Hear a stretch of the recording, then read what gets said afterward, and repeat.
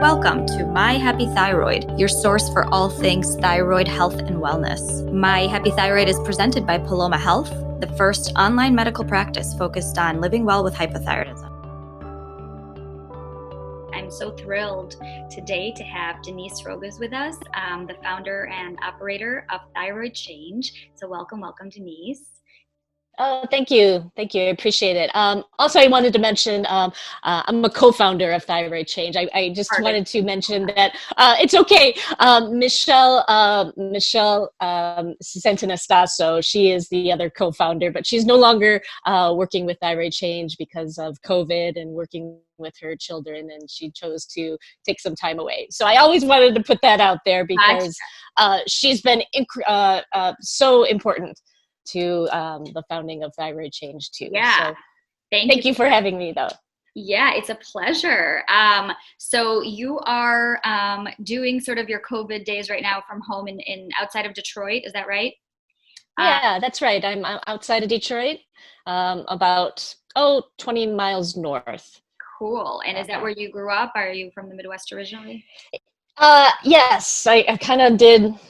Well, twice. Growing up, was born in Detroit, grew up in California, then Ohio, then back to Michigan, and then I kind of did that loop again in my adult years. So Michigan to Oregon to Memphis, Tennessee, then back to Detroit. So I'm back in Detroit. Back home, if you will. I'm always just fascinated to hear about people's stories and like kind of how it brought them to where they are today. And I'm just curious, like growing up, was any family in the healthcare space? How did tell me about your sort of life growing up? No one was in the healthcare scene. I have some cousins who worked in pharma, but that was about it. But no, mother and father were not in healthcare. My dad worked for Chrysler, as everyone's father did, and growing up in the 80s and 90s in Detroit, they worked for automotive. Right. Yeah. What were you hoping to do when you grew up, if you will? Well, I think when I was little, I wanted to be a veterinarian, but other than that, like high school years, college, I was geared to art and design and teaching art. Oh, very cool. And then I ended up getting my master's in higher education administration and organizational policy. So I feel like you have like a creative background and also an educational background, which makes it kind of a really cool. And nonprofit too. Worked for nonprofits. Yeah, it all kind of comes together with some of the work you're doing now. I also understand, you had your own journey with becoming diagnosed with a thyroid condition, amongst other things. So, and you had a pretty hard time initially getting your diagnosis. I think it was, you said, over 2 years, more, and multiple endocrinologists. Well, it started, I started exhibiting some symptoms in my teenage years, especially cold intolerance. I was one of the kids in high school that was always bundled up in a sweater and turtleneck and wearing gloves in class, a cold nose, suffered from depression, anxiety, and I've constantly went to doctors for other things, and always told them, I'm so cold all the time. Why am I freezing? Right. And they always blew it off. And they knew that all of my family members on my mother's side had a thyroid condition, but they never put the two together. But yeah, it took about, I would say 20 years, maybe, well, no, maybe 16, 17 years. Yeah. And in 3 different states, when things got really troublesome. Mm-hmm. So tell me then about, so you saw doctors, you saw even endocrinologists, right? And then how did you come to get the diagnosis? I couldn't get out of bed. Basically, it was that bad where my symptoms were affecting every part of my life. And I'd also like to point out too, I didn't know it at the time, but I was suffering from Lyme disease as well. Mm-hmm. And speaking to several doctors, I know that Lyme disease symptoms and thyroid disease symptoms overlap by like 50% of Lyme disease symptoms or more. My doctor, I remember my Lyme doctor showed me a chart of how the symptoms overlap, and it was about it looked like about 75%. I'm just going to be, say 50 to 75%. So it's difficult to know what symptoms were from thyroid and which ones were from Lyme. Yeah. The diagnosis, oh, right. I couldn't get off the couch, and the fatigue was like being hit by a truck. The brain fog, horrendous. I couldn't even work at the time. At the time, we moved from Michigan to Oregon, so I was out of a job anyways, but I just could not even muster up the energy to job hunt and to focus. It was so bad. I saw doctor after doctor after doctor between in those 3 years when things got really, really bad, from about 2009 to 2012. I must have saw 20 different doctors. I think about 3 or 4 endocrinologists, a couple of rheumatologists. And so I finally found an integrative doctor in Memphis, Tennessee, after reading some of the work of Mary Showman. I know you're familiar with her, and Stop the Thyroid Madness. And he was the one that finally diagnosed me and ran a full thyroid panel, which he was the first one who ran a full thyroid panel. Yeah. Do you want to get into the specifics of the numbers? So where, what was missed because it wasn't a full panel maybe? So prior to that, every doctor simply tested TSH. I asked one time about antibodies because I know my sister was diagnosed with Hashimoto's, and that physician's assistant mentioned that, no, well, if your TSH is normal, which yours was like a 2, mine was like a 2 at the time. She said we didn't have to run antibodies. I've now found out that that's not true. You can still have elevated antibodies. Sure. And by the time I saw that integrative doctor, my free T3 was at the very bottom of the range, pretty much borderline from being well below the range. And the range is pretty broad in itself with free T3. And free T4 was basically the storage hormone was below the range. Yeah. And antibodies were elevated. Yeah. Gotcha. So there was your diagnosis, and then you were able to start treatment. How did it feel for you? Did it help immediately? Did it take some time to kind of optimize the levels? It did a long time because at that time I didn't realize I had Lyme disease, which active infections can affect how your body converts free T4 to T4 to T3, and also elevated reverse T3 issues were an issue for me. So shortly after that thyroid hypothyroid diagnosis, I did get the diagnosis of Lyme, and then things made sense why I wasn't responding as well as I should to the natural desiccated thyroid that he put me on. I mean, I felt some initial benefit at first. And then it kind of stagnated, and then I felt like I got worse, as I was treating with Lyme too. But I would say it wasn't until the last 2 years that I felt more optimal. It's still a moving target for me because I'm still treating Lyme. So it's the thyroid's kind of going to go up and down a little bit, but we're at a point now where I'm on, had some issues with with natural desiccated thyroid over the last couple of years.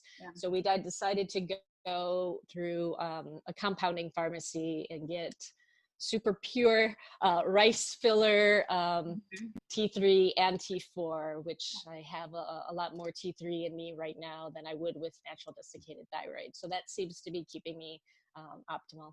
Well, I'm glad you found something that's working well for you amongst a very rocky journey after a very rocky journey. So after you went through all that, tell me about like what compelled you to, join with Michelle and start ThyroidChange, and how you went about it, because a lot of people would go through that struggle and would sort of,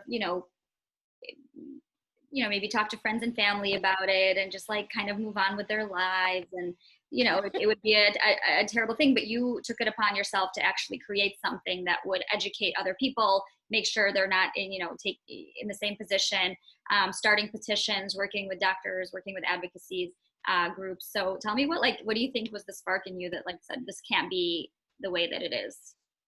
I was so bedbound and sick, and she was too. I think we had nothing else to lose, I think. We never set out thinking like, oh, we're going to create this international movement. Right. It just happened by accident. It Okay. started with the petition. She wrote the petition. Yeah. I saw her on a thyroid Facebook group, Mm-hmm. and it was really well written. And I reached out to her. We modified the petition. We tweaked it.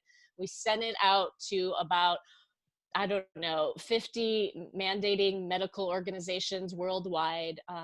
We started posting it on different international Facebook groups for thyroid or endocrinology groups. And suddenly we were having people following us, doctors reaching out to us. We had some celebrities reaching out to us. So we were like, okay, we need to house this somewhere. Yeah. And we ended up creating a simple website through Weebly, Mm-hmm. and then it just kind of snowballed from there. Our main, as we were building it, and we realized we had something there, we realized that we needed an army for change. Yeah. Instead of select people doing their own thing here and there. Strength is in numbers, strength is in the research, strength is in the doctor's clinical experience and what they're experiencing too. So we tried to combine all of that into something called ThyroidChange for the diagnosis and treatment of thyroid disease. That's amazing. And so you met Michelle in one of the thyroid Facebook communities? Yeah, one of the groups, the thyroid Facebook groups. Yeah, I mean, they're very powerful. I love that. I love to hear that. They're powerful communities, and people really, I find, support each other in them. And there is a gap in access to care. There's a lot of wait lists to see endocrinologists across the country. Not every doctor is on board with the latest science. So, people are really taking it upon themselves to educate themselves, and they are really powerful groups. So it's really lovely to see you guys found each other and were able to do such amazing things together. So congrats on that. What would you like people to take away, like from all your work? What are some of the takeaways that you have that you want people to know who are listening, who might be struggling with a lot of symptoms and who haven't been able to find the thing that works well for them or the doctor that works best for them? Yeah, sadly, it really has come down to you really have to be your own health advocate in our current medical climate and state of healthcare right now. In my own experience too, it's really I haven't been able to trust all of my doctors over the years, and I think so many patients and in our current culture and climate is that we take our doctor's word for it and that's it. So and so quite honestly, I feel like the medical system has failed me twice in a major way. Once with thyroid disease and with Lyme. Lyme has been really difficult too to get the care that I need. Yeah. So I guess that the takeaway that I found is, one, to be your own advocate, and two, to try to find those integrative or functional medicine doctors, because I'll tell you right now, and I know regular general practitioners have worked fantastic for other people. But for me, in my whole health experience and journey, which has turned my life around in a complete 180, I have found the best care with integrative and functional medicine, hands down. I would not have gotten better if it wasn't for that type of model. Mm-hmm. Mm-hmm. Yeah, thank you for sharing. There's a lot of improvement, I think, to the regular everyday healthcare system today that needs to be done. So thanks for all the work you're doing, and thank you for sharing that. I'd love to know what initiatives you have planned for the future of ThyroidChange, so what people can look forward to with your organization. Oh, thanks. Right now, ThyroidChange is mostly a volunteer effort for me. So, and I'm hoping to change that, only because I want to reach a larger audience, but I do need funding for that in order to take it where I want it to go. We are international, but there are so many pockets of the world that we're not reaching, and we see them occasionally come up through the website. Someone's reaching out from Pakistan, but they were like, I found your website because of some English person I know. So we're just not reaching that audience. in the future, what I'm working on right now through a couple of key stakeholders that have generously donated, I'm working on a new website. So there will be a new doctor database that's easily searchable, That's more so more resources like you guys there at Paloma Health, which I think you're doing a fantastic job doing with connecting patients with doctors who get it, and having the accessibility of full thyroid labs, which I think is fantastic. We'll also have a product resource page. That's what I'm working on right now. Yeah, a lot of people are going to find you through their phone, so that'll be exciting. Yeah. And if people want to follow ThyroidChange, how can they follow them and you, Denise? Where's the best place to find you? Oh, our website is thyroidchange.org. We are also active on Facebook, Instagram, and Twitter. So you can just use the handle ThyroidChange for each of those, and that's where you'll find us. All right, terrific. And thank you so much for joining us today. Thanks, Marina. And we will look forward to speaking with you soon, Denise. Absolutely. Thanks so much for having me.